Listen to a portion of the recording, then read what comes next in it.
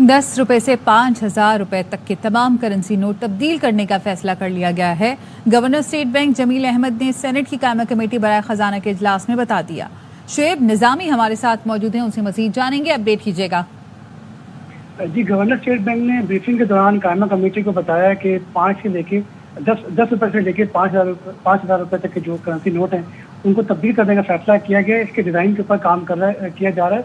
दिसंबर तक तमाम के तमाम जो नए करेंसी नोट हैं उनके डिज़ाइन फाइनल कर दिए जाएंगे और ये जो फाइनल डिसीजन होगा ये कैबिनेट की मंजूरी से लिया जाएगा और नए नोट जो बनाए जाएंगे वो इस तरह के फीचर्स के मुताबिक बनाए जाएंगे कि वो ज़्यादा सिक्योर हों, उनकी जाली जो है वो नहीं बनाई जा सके और उनको कैरी करना भी आसान हो, उनका वेट जो है वो भी लाइट हो।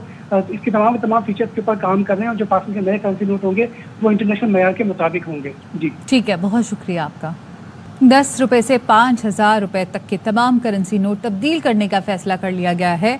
Governor state bank Jameel Ahmed ने सेनेट की कायमा कमेटी बराए खजाना के इजलास में बता दिया। शुएब निजामी हमारे साथ मौजूद हैं, उनसे मजीद जानेंगे। अपडेट कीजिएगा।